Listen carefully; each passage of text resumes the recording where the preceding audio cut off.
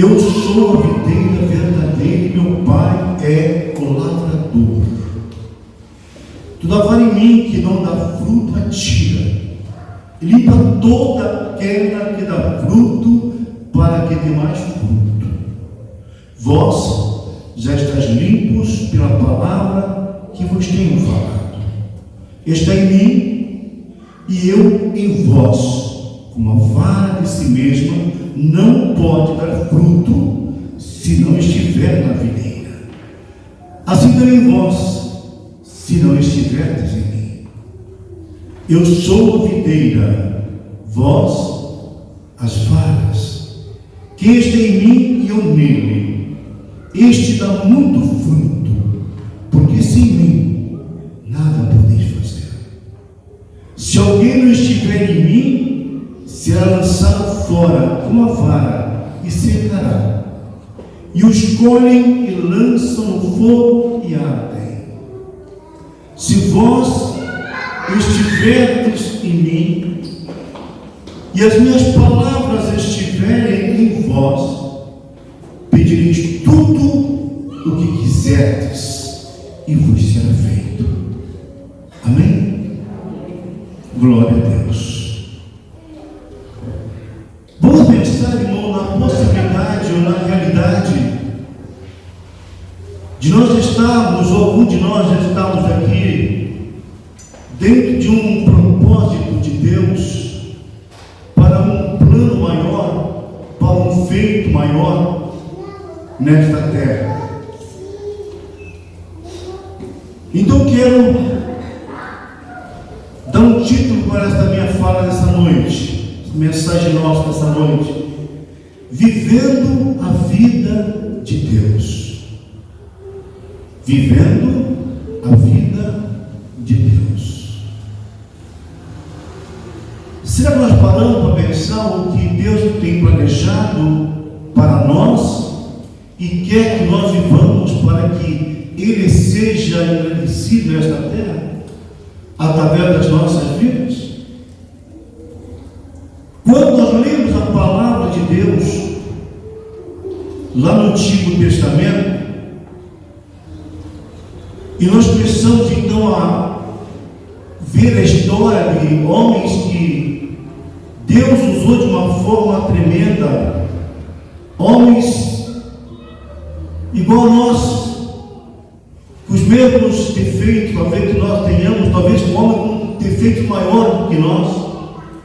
Diz a palavra de Deus que Elias era um homem sujeito às mesmas fraquezas do que nós. No entanto, ele viveu a vida de Deus. Ele viveu dentro de um propósito estabelecido por Deus, para que o povo de Deus fosse exortado através da vida de Elias, assim como também o foi Eliseu. Homens sujeitos às mesmas fraquezas que nós, mas que se colocaram numa brecha, atendendo à chamada específica de Deus para as suas vidas, para cumprir não a sua vontade, não o seu querer, mas para que através das suas vidas Deus realizasse milagres. Glória a Deus. Já parou para pensar que você pode ser alguém dentro do propósito de Deus, vivendo a vida de Deus, sem você saber? Deus está te conduzindo, às vezes por caminhos que você não quer andar por Ele, mas é necessário que seja assim, porque está escrito na palavra de Deus: os meus caminhos não são os teus caminhos, os meus pensamentos não são os teus pensamentos. Nem tudo que nós queremos ou pensamos Deus realiza, mas Ele faz coisas muito maiores. Está escrito na sua palavra que Deus faz coisas tremendas que estão longe do alcance do nosso pensamento, da nossa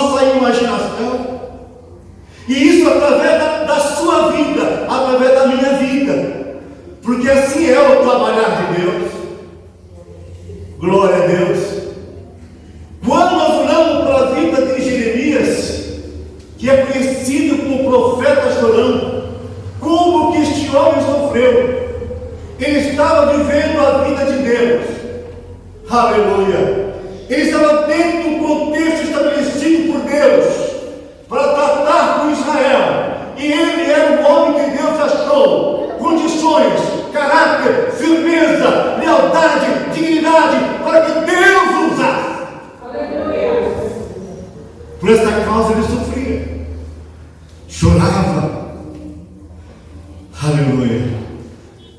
Por que eu estou passando por tudo isso? Porque é necessário que eu passe por esse momento? Porque é necessário que eu enfrente essas situações? Você está vivendo dentro do propósito de Deus?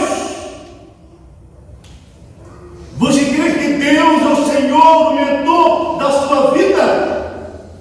Aquele com quem você fala, com quem você conversa, fala dos seus problemas, das suas necessidades, das suas fraquezas, das suas fragilidades, mas entende que Ele é o Senhor da sua vida. E que a sua história que escreve é Ele. Glória a Deus. Aleluia. Glória a Deus. Jesus disse que se alguém não estiver em mim, será lançado fora com uma vara e secará. Para que eu esteja em Jesus, é preciso dar alguns passos para que isso possa acontecer. E o primeiro passo, meus queridos irmãos, para todo ser humano, é o arrependimento, é a sua conversão. Se não houver arrependimento, se não houver conversão, nós nunca estaremos no Senhor Jesus. Nunca. Nunca, irmãos. Nós podemos estar dentro da igreja, mas se não houver em nós arrependimento e conversão, nós nunca estaremos em Cristo. Nós precisamos da conversão, da verdadeira conversão, do verdadeiro arrependimento. Davi escreve que é um coração quebrantado e contrito, Deus não despreza, falando dele mesmo, dos erros que ele cometeu, das muitas falhas que ele cometeu, mas ele diz: eu me arrependi, eu me arrependi, eu me converto ao Senhor todos os dias, me arrependendo dos meus erros. Coloquei aqui alguns passos, você pode ter os passos de vocês. Negar-se a si mesmo. Você se arrepende e confessa os seus pecados. Você recebe Jesus Cristo, mas você seguir junto com Jesus os passos de Jesus. Você precisa fazer o quê? Negar-se a si mesmo. Jesus diz que se eu não morrer para este mundo, irmãos, nunca terei vida. Para que eu tenha a vida que Ele tem preparado para mim, que Ele conquistou para mim, eu preciso morrer para este mundo. Porque morrer para Jesus é viver. Por isso que Paulo disse: não mais vivo eu, mas Cristo vive em mim. A vida que eu vivo agora na carne, eu vivo na fé. Na fé no Senhor Jesus Cristo. Na fé na sua obra vicária expiatória. Na fé no perdão dos meus pecados. Glórias ao dado nome do Senhor. Terceiro passo, coloquei aqui: não permitir que o pecado reine no seu homem interior. Romanos capítulo 6, versículo 12, está escrito isso: não reine, portanto, o pecado no vosso corpo mortal, para lhe obedecerdes nas suas concupiscências. Quando o pecado domina o interior do homem, ele não tem força para resistir às concupiscências da carne. E ele vive então dominado pelas concupiscências, porque o pecado está reinando nele. Deus disse para Abel: por que você está assim, Abel? Com seu semblante descaído. Se você fizer o bem, Caim, obrigado, Caim, se você fizer o bem, não tem, nós temos perdão para você? Tem. Mas se você, Caim, continuar nessa atitude, com esse comportamento, o pecado já da porta, ele vai te dominar, e vai ser a sua morte, a sua destruição. Caim se arrependeu? Não, irmãos. E foi realmente o fim de Caim. Saiu da presença de Deus derrotado. E assim é todo homem, meus queridos. Todo homem que não ouve a voz de Deus, não se permite ser tocado por Deus. Nós estamos falando de um tema que diz vivendo a vida de Deus. E essas características fazem parte de alguém, homem ou mulher, que são chamados para viver a vida de Deus. O pastor José leu aqui hoje, no capítulo 11, na galeria dos homens da fé, homens e mulheres que viveram a vida de Deus. Noé, Abraão, Moisés, mulher Sara e tantos outros que viveram dentro de um propósito de Deus, não sabendo eles que Deus os estava usando, porque Deus planejou a sua história, envolveu os homens na sua história. E eles foram fiéis. Diz a palavra que eles não sabiam, não tinham conhecimento de tudo que estavam fazendo, de tudo que estavam passando. Diz a Bíblia que eles não sabiam o desfecho de toda aquela história. Nós hoje conhecemos porque nos foi revelado, mas eles não conheceram, eles não sabiam. Assim é a vida da pessoa que vive a vida de Deus. Aleluia. Ele vai caminhando, enfrentando dificuldades, passando por adversidades, muitas vezes sem ser compreendido, sem ser entendido, e ele vai se apazindo, mas ele vai confiando em Deus. Ele sabe que Deus é o Senhor da sua vida, ele crê em Deus, a sua fé está fundamentada em Deus, e que ele vai vivendo. Muitos não entendem, criticam, acusam, denunciam, fazem tantas coisas ruins, mas ele persevera. A história de José, só para nós entendermos o que é isso. A história que José sabia.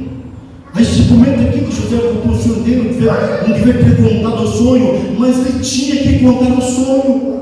Se ele não contasse, não estava escrito na Bíblia, e nós não saberíamos. Ele tinha que contar. O problema não estava em José contar o sonho. O problema estava nas pessoas que ouviram o sonho e não entenderam e o julgaram. Não estava em José contar o sonho. Não foi presunção dele. Não foi presunção, não foi orgulho, não foi vaidade. Era vontade, era plano de Deus que lhe contasse o sonho, para que mais tarde aqueles que o viram entendessem. Tudo fazia parte de um plano de Deus. E ele tinha fala para os seus irmãos que estavam assustados depois que ele se revelou que ele era. Já no Egito, como governador do Egito, os irmãos assustados: agora você vai nos perseguir, você vai nos prender, você vai nos maltratar, porque nós fizemos a maldade contigo. Não, meus queridos, não foram vocês que me trouxeram para cá, foi Deus. Aleluia, foi Deus. Eu vivo a vida de Deus. É um plano estabelecido por Deus. Eu não sabia, assim vocês também não sabiam. Então como vou julgar você por mal que me fizeram, se vocês também não sabiam que tudo isso fazia parte de um plano estabelecido por Deus para a minha vida, para a salvação das vossas vidas? Glória a Deus. Aleluia. Quarto básico, porque aqui não buscando santificação. Hebreus capítulo 12, versículo 14 diz: segui a paz com todos e a santificação, sem a qual ninguém verá o Senhor. E em 1 Tessalonicenses 5, 23 diz: e o meu Deus de paz, e o mesmo Deus de paz nos santifique em tudo, e todo o vosso espírito, alma e corpo sejam plenamente conservados, irrepreensíveis, para a vida do nosso Senhor Jesus Cristo. Aleluia. A vontade de Deus é a nossa santificação, é que nós tenhamos uma vida separada. Nós estamos no mundo e não somos do mundo. Nós fomos chamados por Deus para um propósito santo, para revelarmos a este mundo o plano de Deus, para que o mundo conheça Jesus Cristo através das nossas vidas. Nós somos agora um reino sacerdotal. Está sobre nós a responsabilidade de mostrarmos ao mundo o nosso Deus, mostrarmos ao mundo a redenção que há na pessoa do nosso Senhor e Salvador Jesus Cristo. Cabe a nós essa responsabilidade. Por isso é necessário que nós busquemos a santificação, vivamos uma vida separada. A santificação é um processo contínuo, mas eu preciso me enquadrar nesse processo, fazer parte desse processo. Eu preciso ter arrependimento, eu preciso me converter, eu preciso negar a mim mesmo. Eu preciso, meus irmãos, não permitir que o pecado reine na minha vida, domine a minha vida. Eu preciso viver separado. Não é isolado, irmãos. Não é ser um eremita, que eu escondi numa montanha, não ver ninguém, não. É estar no meio do povo, mas eu não faço parte deste mundo. Eu não faço parte desse contexto no qual nós estamos inseridos, mas eu não faço parte. Paulo disse: todas as coisas me são lícitas, mas nem todas as coisas me convêm. Todas as coisas me são lícitas, mas eu não me deixarei ser dominado por nenhuma delas. Amém. Não é porque estou no mundo que eu preciso viver com o mundo, ou ter o meu pensamento, a mesma fala. Não, meus queridos. Nós podemos resplandecer a glória de Deus neste mundo. Jesus disse: vós sois a luz do mundo, vós sois o sal da terra. Nós somos o sal e nós somos a luz. E diz: portanto, brilhe a vossa luz diante dos homens, para que eles vejam vossas boas obras e glorifiquem o vosso Pai que está no céu. Brilhe a vossa luz diante dos homens. Não são palavras minhas, nossas, mas são do próprio Senhor Jesus. Glória a Deus. Aleluia. Glória a Deus. Um quinto passo que eu coloquei aqui: viver revestido do novo homem. Efésios 4:24 diz assim: e vos revistais do novo homem, que segundo Deus é criado em verdadeira justiça e santidade. Aleluia.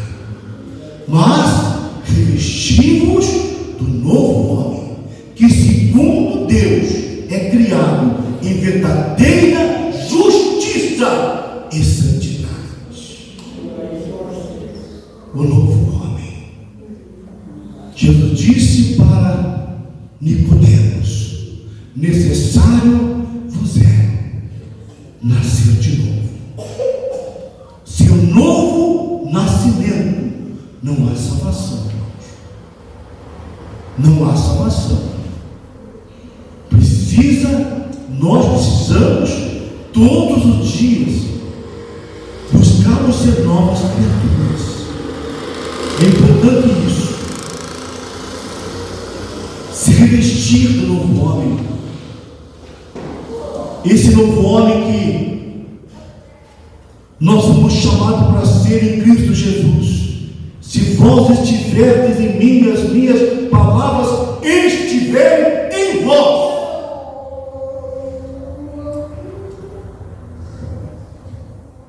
Parece difícil, mas não é, irmãos. Não é, irmãos. Parece difícil, parece complicado demais. Não é, irmãos. Se eu fosse, irmãos, nós temos exemplo no passado de homens que viveram, que andaram com Deus, que viveram a vida de Deus, e eles venceram. Nós falamos de Abraão, foi falado aqui. Nós falamos de Moisés. Nós falamos de Daniel, que recusou a glória de Nabucodonosor, viveu a vida de santidade. Quando ele rejeita participar do manjar do rei, ele está dizendo: eu não pertenço a este sistema. Eu não pertenço. Então ele escolhe, meu irmão, me assenta no coração: não se contaminar. Eu não vou me contaminar. E olha só, um jovem que havia perdido os seus pais, arrancado da sua terra, ele pertencia à classe nobre, arrancado da sua terra, ele estava em terra estranha, deram a ele o nome de um dos seus deuses, para ver se tiravam dele o seu Deus, mas não arrancaram Deus do coração dele. Não arrancaram. Assim como não pode arrancar de você. Jovens, vós sois fortes. Já venceste o seu maligno. Glória a Deus. Jovens, vós sois fortes. Já venceste o seu maligno. E a palavra de Deus está em vós. O rei para fachou couve a lama cara. Vós sois fortes, porque vocês fazem parte do plano de Deus para um grande avivamento neste tempo. Vocês fazem parte do nosso Deus para um grande avivamento. Vocês serão tocados poderosamente pelo Espírito Santo, e Ele vai capacitar cada um de vocês para que vocês vivam uma vida de Deus nesta terra, ainda nesse tempo. Aleluia! Com poder, com autoridade. Glória a Deus, porque esta é a vontade de Deus. O Espírito Santo está se movendo na terra. O Espírito Santo está se movendo, assim como se moveu no princípio, quando o mundo era um caos. O Espírito Santo se movia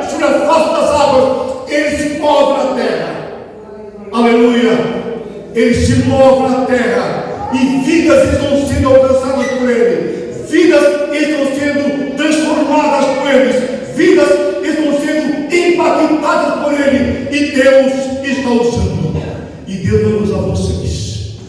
Não sei quantos de vocês, quais de vocês, mas Deus vai usar. Deus está Deus vai usar. Deus vai usar. Aleluia.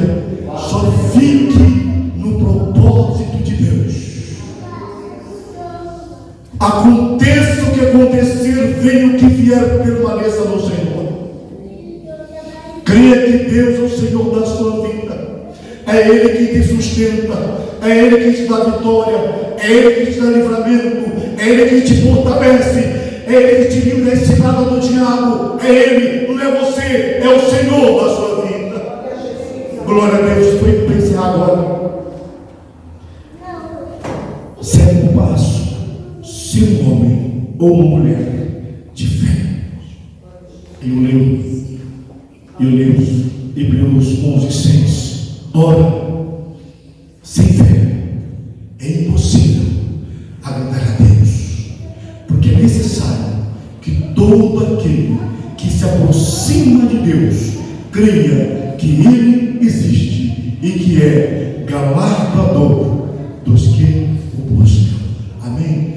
Nós lemos hoje à noite, nós lemos aqui a este respeito: enfrentar o frio do fogo, fechar a boca do leão. Aleluia. Foram cerrados. Aleluia. Homens que o mundo não valorizou. O mundo não valoriza vocês, meus queridos. Quem valoriza vocês é Deus. O mundo pode usá-los como sua cobaia, como seus instrumentos do mal, mas Jesus quer usá-los para a sua honra, para a sua glória e para o seu louvor. Meus queridos, que Deus continue nos abençoando grandemente, em nome de Jesus.